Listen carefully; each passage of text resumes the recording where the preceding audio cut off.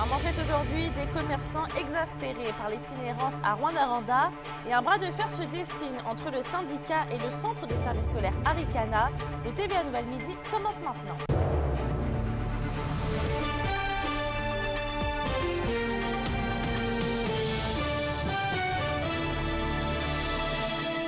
Bon jeudi midi et bienvenue parmi nous. Une sortie de route a fait un blessé sur la route 117 à Rouyn-Noranda. C'est vers 1h15 ce matin que les policiers de la Sûreté du Québec ont été appelés à se rendre sur les lieux d'un accident impliquant un seul véhicule dans le secteur de la côte Johannes au kilomètre 598. Et selon les informations préliminaires, l'individu aux commandes du véhicule se serait endormi au volant. À son réveil, ce dernier s'est retrouvé dans le fossé, endommageant au passage un poteau d'Hydro-Québec. Aucune coupure électrique n'est toutefois enregistrée et le conducteur a été transporté dans un centre hospitalier par prévention pour y traiter des blessures mineures. Aucune entrave à la circulation n'est signalée et pour l'instant, la SQ ne compte pas porter d'accusation pour conduite avec les facultés affaiblies. Les propriétaires de boutiques et de commerces de Rouyn-Noranda ont exprimé hier leur mécontentement grandissant envers le nouveau refuge pour itinérants au centre-ville. Et Alexandre, c'était dans le cadre d'un 5 à 7 avec différents intervenants impliqués dans le dossier.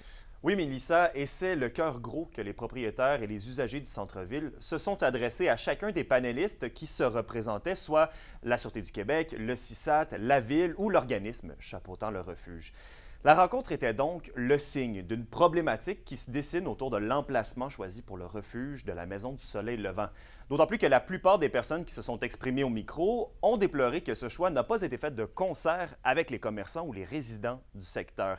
Ce qui ressortait le plus, c'était cette incompréhension envers le lieu du refuge. J'ai entendu des citoyens témoigner de leur peur de fréquenter le centre-ville, comme quoi ils ne s'y sentaient carrément plus en sécurité. Des propriétaires à vif évoquaient une situation, selon eux, décourageante.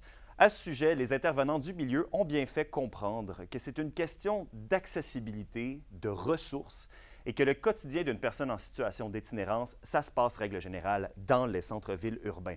Sur ce, je vous laisse écouter Guillaume Daringuez de la Maison du Soleil Levant, suivi du conseiller municipal du secteur Rouyn-Sud.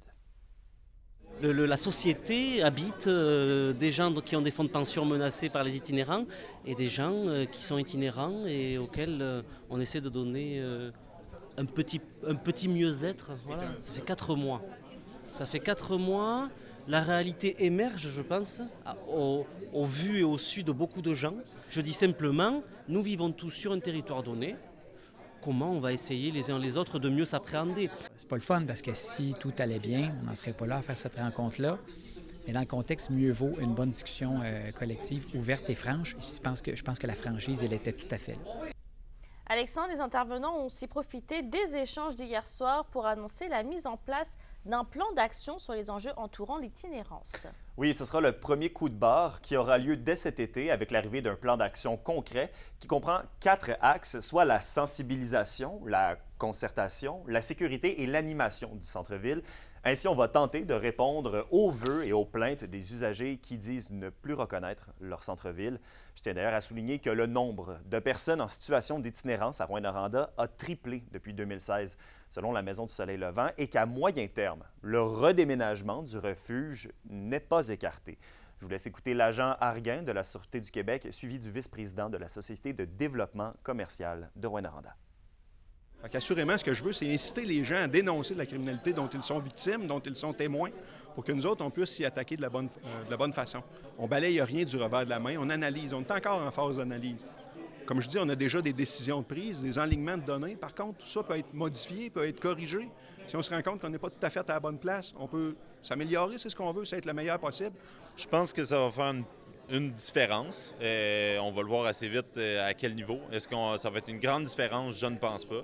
L'itinérance augmente depuis des années, puis ça va continuer, fait qu'il faut penser à long terme.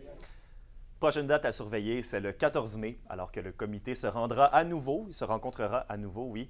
Il devrait alors adopter le plan d'action en vue de la saison estivale chargée qui s'en vient au centre-ville de Rouyn-Noranda. Merci Alexandre. Au plaisir.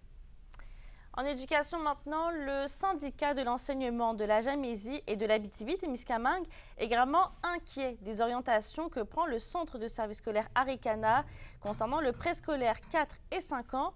Le CEJAT indique que le CSSH refuse d'ouvrir un nombre de groupes qui soit suffisant pour accueillir tous les élèves inscrits dans leur école de village. Le syndicat signale que la situation est alarmante puisque plusieurs de ces établissements scolaires indiquent un indice de dévalorisation très élevé. Et de son côté, le centre de service scolaire compte réagir à la situation au courant de la journée. Notre journaliste Kémilia La Liberté va faire le point au TVA de 18h, donc soyez avec nous. La question du jour TVA, une présentation de Mobilier Bélan qui vous offre depuis plus de 50 ans un service de qualité et un grand choix de matelas, mobilier, électro au prix compétitif que vous recherchez. À la question du jour, on vous demande, croyez-vous qu'il y a un manque de classes préscolaires dans votre secteur? Pour voter et commenter, rendez-vous au tva-abitibi.ca.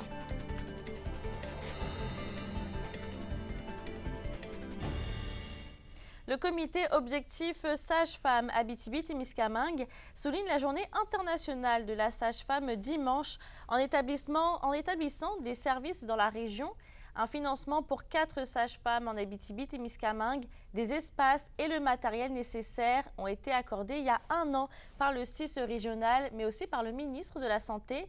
Une rencontre pour démystifier le rôle des sages-femmes avec la projection du documentaire Sage et rebelle de Claudie Simard a lieu aujourd'hui à 17h à la salle Félix Leclerc de Val-d'Or, le premier secteur qui d'ailleurs aura droit au service dès l'automne qui vient.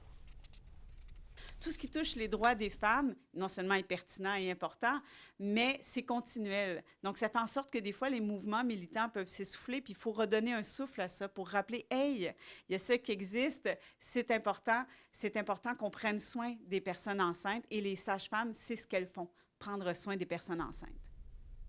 Le défi Pissenlit est de retour pour une 4e édition et Val-d'Or a justement annoncé sa participation au mouvement initié par Miel Éco. La ville invite donc ses citoyens à laisser pousser leur gazon et laisser les pissenlits en place 2 à 3 semaines pour permettre aux insectes pollinisateurs de profiter des premières fleurs du printemps. Val-d'Or s'engage aussi à retarder la tonte de ses terrains municipaux jusqu'au 1er juin, à l'exception des terrains sportifs. Sur un autre sujet, les journées du cuivre ont commencé aujourd'hui au Petit Théâtre du Vieux-Noranda, organisé par l'Institut des mines et en environnement objectif. L'objectif, en fait, c'est de partager des connaissances sur les pratiques minières de la filière du cuivre. Plusieurs experts de renom national et international vont prendre la parole. Des ateliers, des conférences et des séances d'information sont donc aussi offerts au public jusqu'à demain. La ville de Rouyn-Noranda adresse ses priorités en matière de parcs et d'espaces verts et en ce sens, elle interpelle les citoyens à se prononcer sur les investissements qui devraient être favorisés au courant des 10 prochaines années. La municipalité pourra par la suite déterminer avec son premier plan directeur des parcs et espaces verts les investissements nécessaires pour développer ces infrastructures extérieures. Du 1er au 26 mai prochain, tous les citoyens sont invités à remplir un formulaire en ligne. Une consultation publique se tiendra également le 11 juin prochain. D'ailleurs, toujours à Rouyn-Noranda, près d'une trentaine de personnes se sont rassemblées hier devant les bureaux de Revenu Québec pour réclamer des actions concrètes afin de contrer la pénurie de logements. Des représentants syndicaux en éducation et en santé, ainsi que d'autres du milieu communautaire ont pris la parole. Et selon eux, la crise que traverse le Québec et la région freine l'embauche de travailleurs qui pourraient venir prêter main forte pour les secteurs d'emploi avec une forte demande d'employés. L'action avait d'ailleurs lieu dans le cadre de la Journée internationale des travailleuses et des travailleurs. Dans un autre dossier, le Salon régional de l'enfance est de retour pour une 7e édition. Toute la région est donc invitée le 1er et le 2 juin prochain à des festivités qui se tiendront à l'Arena Nicoloto de la Sarre. L'événement permet de mettre de l'avant des commerces, des artisans, des organismes de la région qui sont en lien avec la maternité et la paternité pour les familles ayant des enfants de 0 à 12 ans. Et en plus des 50 kiosques proposés, une diversité de spectacles et d'activités est offerte aux familles lors du salon. Les billets pour le concert de l'Orchestre symphonique des conservatoires, dirigé par le directeur musical de l'Orchestre symphonique de Montréal au Théâtre Télébec de Val-d'Or, sont maintenant en vente. Le concert aura lieu le 2 juin prochain à 14h et comme on disait, les billets sont déjà disponibles. Antonin Véro des Huskies de Rwanda est en liste pour remporter le trophée Michel Brière. Ce dernier fait partie des 3 finalistes dévoilés aujourd'hui par la LHJMQ. Ce trophée récompense le joueur le plus utile durant la saison régulière. À noter qu'avec 107 points, dont 36 buts et 71 mentions d'assistance, Antonin Véro trône au sommet des pointeurs du circuit Cecchini. Le gagnant sera annoncé demain midi. Pour une nouvelle importante à nous communiquer, contactez-nous. Nouvelle au pluriel à commercial@rncmedia.ca, par téléphone 1866 463 4636 et notre site web tvabtb.ca.